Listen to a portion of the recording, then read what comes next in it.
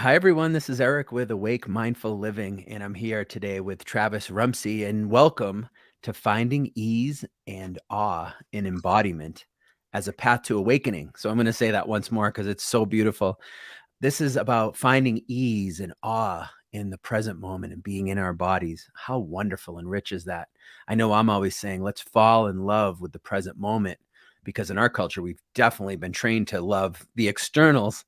And right now, the more we practice, the more we can actually fall in love with now. And there is a sense of awe and ease that Travis is pointing towards that we want to share with you today. And I'm just going to tell you a little bit about Travis, and then we'll get to drop in together today. Very special guest.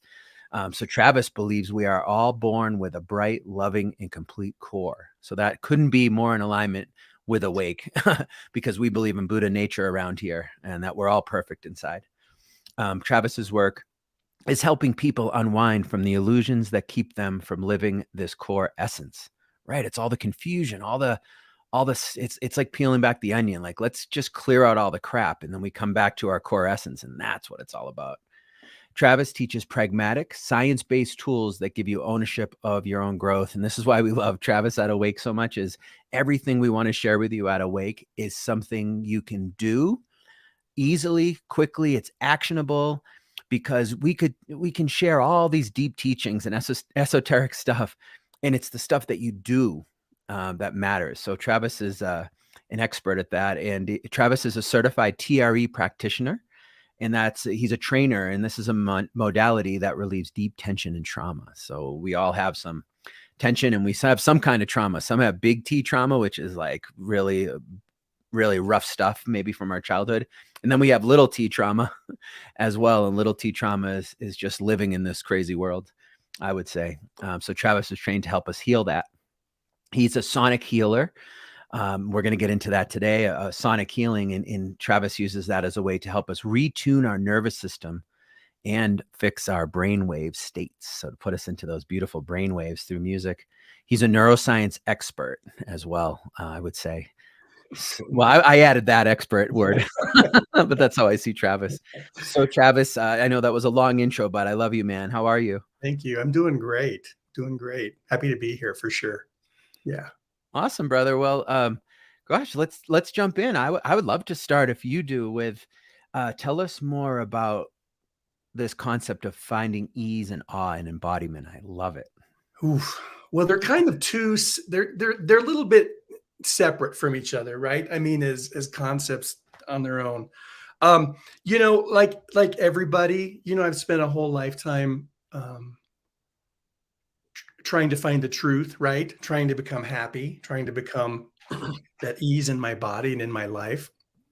And listen to different teachers, different things to try, all these things, right? And it's only been in the last couple of years when all of a sudden, especially with really focusing on somatic awareness and deepening my presence in my own body, that I really realized that that's where it's at, right? Like it's not glomming on some other sort of structure to try to find inner peace. It's like inner peace is already here. We just have to be quiet and listen to it and just open to it, right? Find the things that are sort of standing in the way between us and that, if you will. And the thing that I found, the pathway that I find is the most helpful is to find that pathway of ease.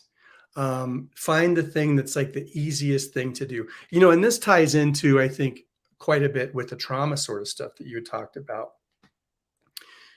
Oftentimes, and I believe in the small T, of course, big T too, but small T, all of us deal with, right? All of us dealing with unrealized fight or flight responses, getting stuck in traffic, dealing with a pandemic, right? All this sort of stuff. We're just sort of gripping, locking down, and building up protective patterns in our body. And that's the things that are keeping us from just resting in our unity, right? And so finding that ease helps the body relax and open and really kind of let go of that grip in the body.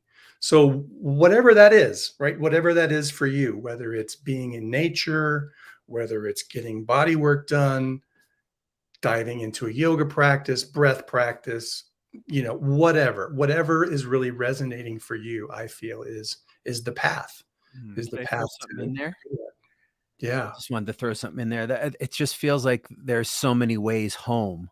Hmm. I have a beautiful, painting from Thich Nhat Hanh, the Zen Buddhist master. I got to see him before he passed, and he does that beautiful Zen, circle, and in the middle, in his beautiful calligraphy, it says, "You have arrived, you are home."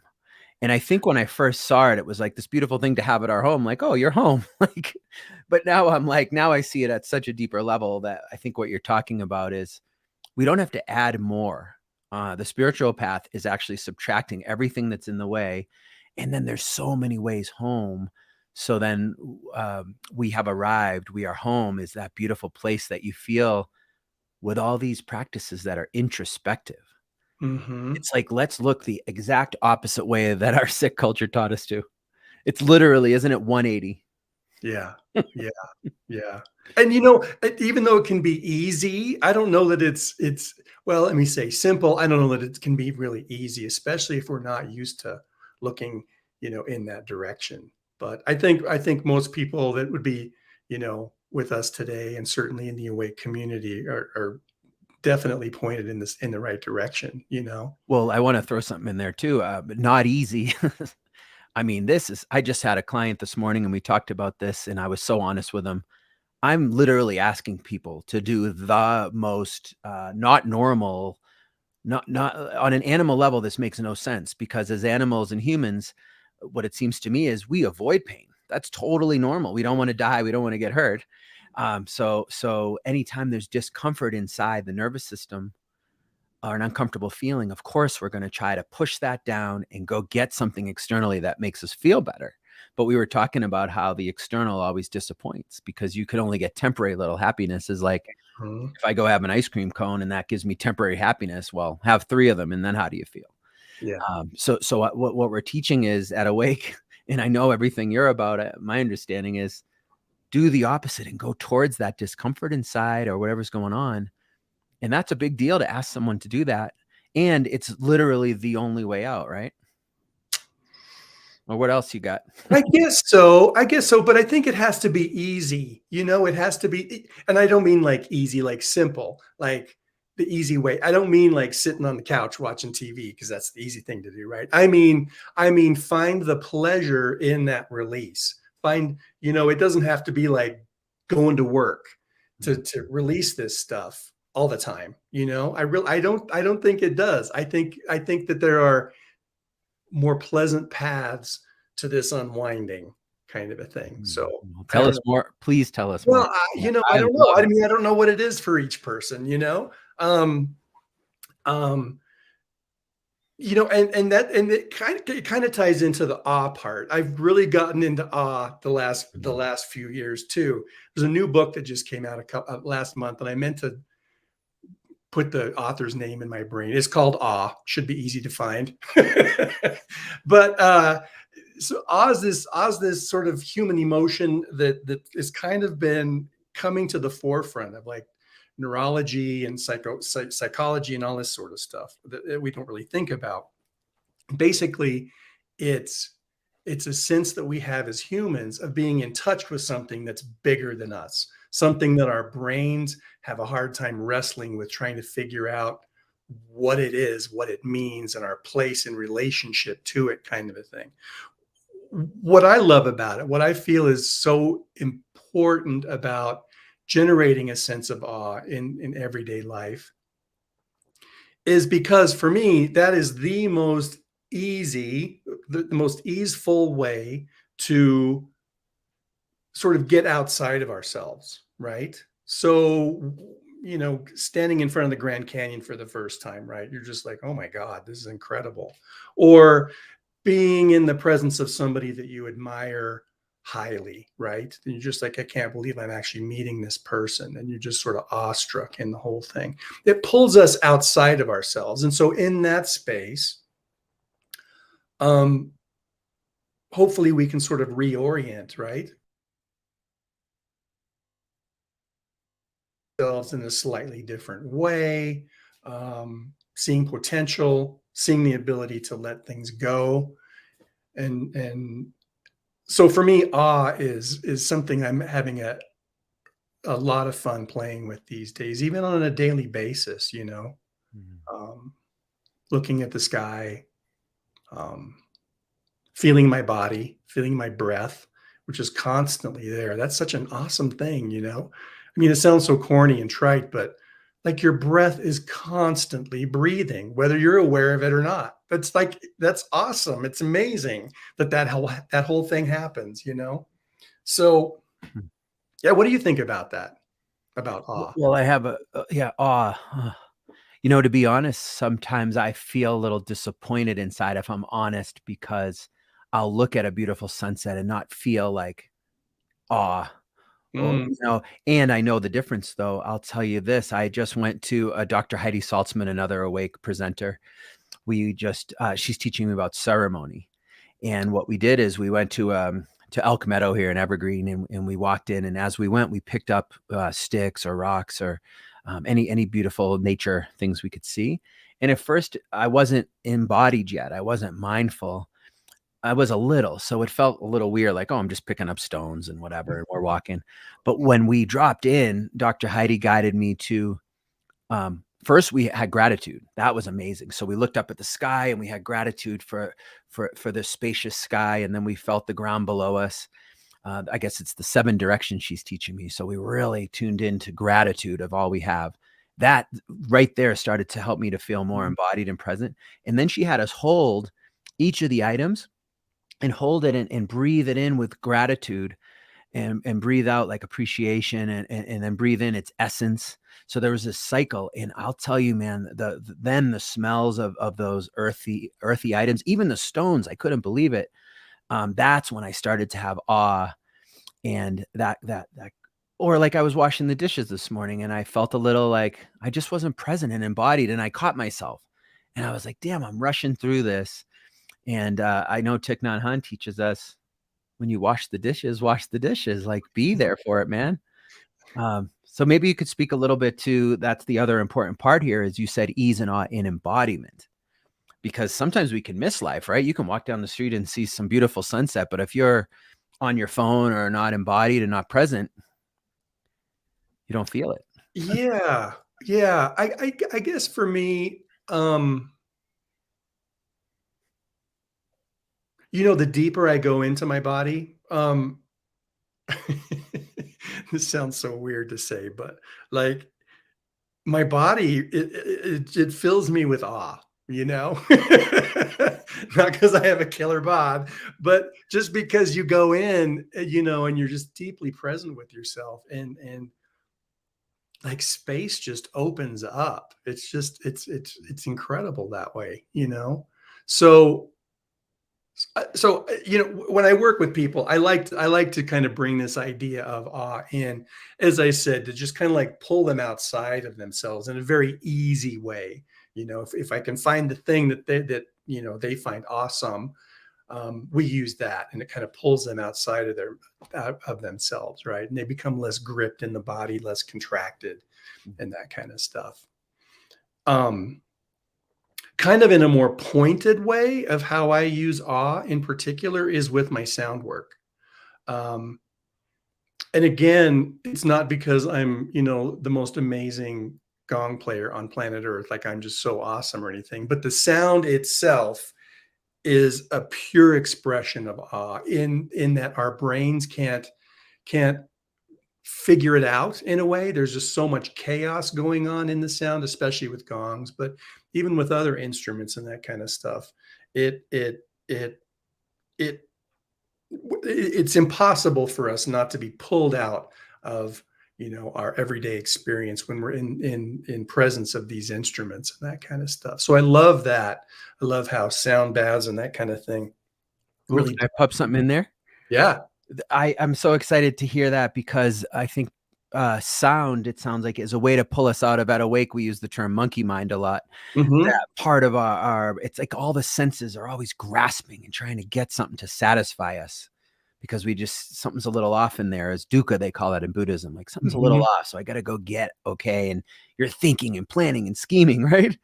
And it's like when you hear that gong that I see behind you, and it gets hit just right. There's that sound that's so beyond thought that it just. I guess what you're sharing with me right now with everyone is sound can be a way to pull us out of monkey mind and Oh, into absolutely. presence. Is that how? Yeah, yeah, and it's easy because it just happens automatically. It's like you don't even have to do anything. You're laying there, right? And it's just happening kind of a thing. So it's the most easy, the most awesome, way that I've found for people just to immediately drop into it kind of a thing. So Now, when you drop in, you're saying, well, right. We'll feel a sense of awe at just being present. And I know when those sounds roll over me in a sound healing, there is a sense of just grandness of it's just mhm. amazing. What's the ease part? Can you talk a little bit more about how we find ease and embodiment? In sound, Well, ease in general, or what does ease mean to you? You said because the title of this little talk here is right. we're finding ease and awe in embodiment as a path to awakening. Mhm.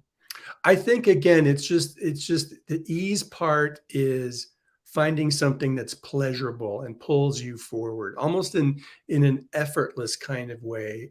Probably inspiration might be a sort of a term that might go with it as well. You know, um, yeah, just finding what seems to be the easiest path, right, or the easiest way to drop into that awe space. Um, I love it. So if yeah. I'm hoping in a minute, I should have prepped you for this, but if you'd share a little practice with us, that would be amazing. If that feels okay. Um, Sure. Yeah. cool. And what comes to mind for me is I love that. When I first started Buddhism, I was with a teacher who, it felt like hard work. There's this thing in Buddhism called right effort. But the more I practice, it's like right now, that's what called me to ask you for a little practice. But I can just feel in my own body what brings me the most ease right now. My chest is a little tight because I'm excited to be talking to you. My throat's a little tight. So that's from yoga, right? The chakras. Mhm. I can feel it. So what would be most easeful for me right now would just be to take a breath into it. Man, I'm just really feeling that excitement and that tenseness. Ooh, that felt ease. See? Mm, See? I like that. Yeah. And then there's a sense of awe of, damn, that was simple. And it feels so good. Yeah. I love it. So if does this feel like a good time to offer a little practice to folks? And what I'd love to do is I'm going to put just you on the screen. Okay. And if you could say what the practice is and then jump in, we'll be able to edit that so people can use that as a take home practice. Oh, wonderful. Okay, great. Yeah. Thanks. All right. Take it away. So this comes out of Judith Blackstone's work, realization process stuff. I've been playing with this quite heavily over the last couple of years, and it's a meditation method that allows you just to become deeply embodied through sort of pointing cues and that kind of thing. So one of the basic tenets of realization process is um, inhabiting the body, right? So we can just start with that. So placing your hands just on your knees or on your lap. You can close your eyes for this if you like as well. And then I just want you to become aware of your hands. So you might feel that they're cool or warm. You might feel that you can feel your pulse maybe in your thumbs or your palms. So just becoming aware of your hands. Now we're going to do a little shift here. And I want you to see if you can inhabit your hands. So this is if you're living inside your hands. So you're inside your hands, inside the bones, inside the tendons, really inhabiting your hands as if your whole existence now is coming from inside your hands. So you're deeply, deeply inside your hands from the palm all the way through to the top of the hand, all the way from the wrist, all the way out to the fingertips, just deeply inhabiting the hands.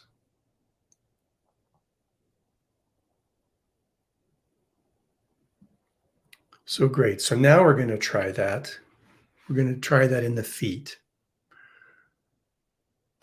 So taking your awareness to your feet now, and this helps if you're sitting in a chair and your feet are flat on the ground, but if they're not, that's fine. So just now inhabiting your feet. So you're living within your feet now, feeling how your feet are making contact with the floor, and just filling up the space of your feet with your awareness. So all the way out to the sides of the feet, all the way to the top of the feet. You might even imagine that someone's drawing an outline of your foot on the floor with a pencil. And your feet are just expanding out to fill up that entire space. So you're living within your feet, all the way from the heel to the tips of the toes, and even in between the toes, feeling all the bones in the feet.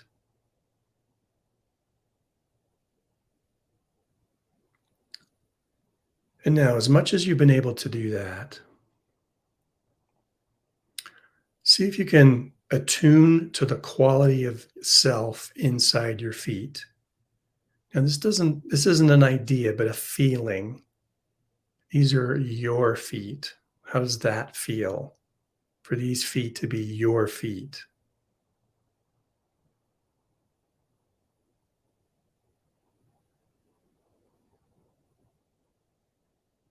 So just resting in this vast space of your feet.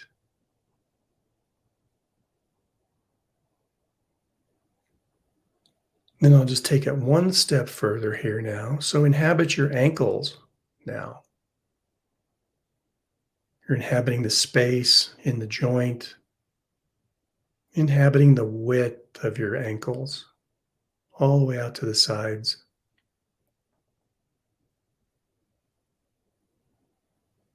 And then inhabit your lower legs.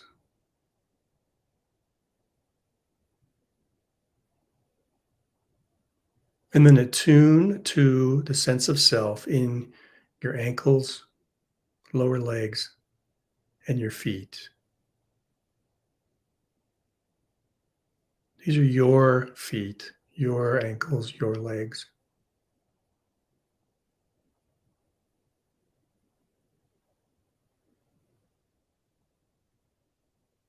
And then you can just rest in that grounded space, this foundation for your whole body.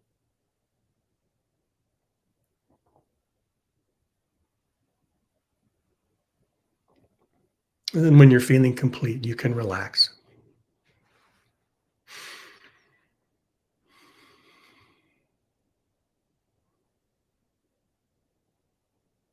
Thank you, Travis. You're welcome.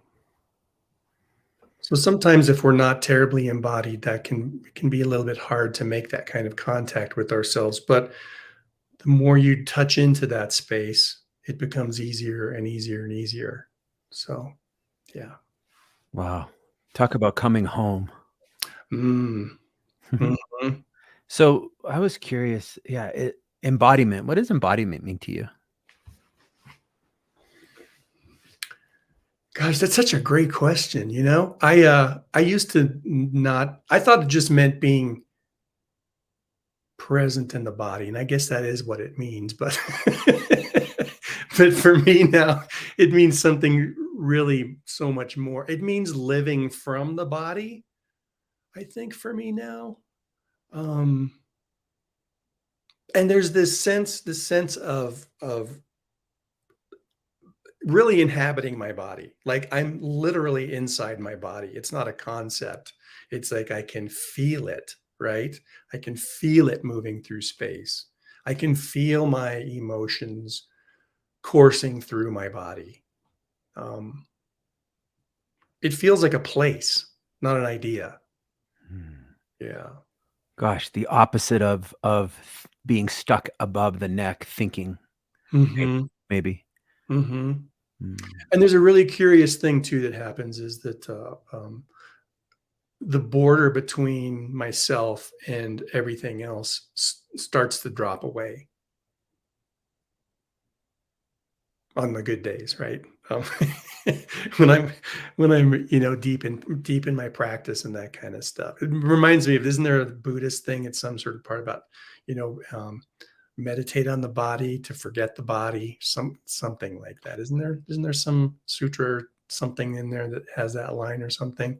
Sounds It's like, we're cool. going beyond concept of experience Mm, and actually mhm. experience Yeah, being here for the show yeah, of yeah, life, yeah, being embodied. What a wonderful, place to be. yeah, yeah. And then, something Mhm. we always ask, when I get to interview awesome people like you, Travis, is, what does awakening mean to you? And or what's like one tip for awakening that you can share with the awake community?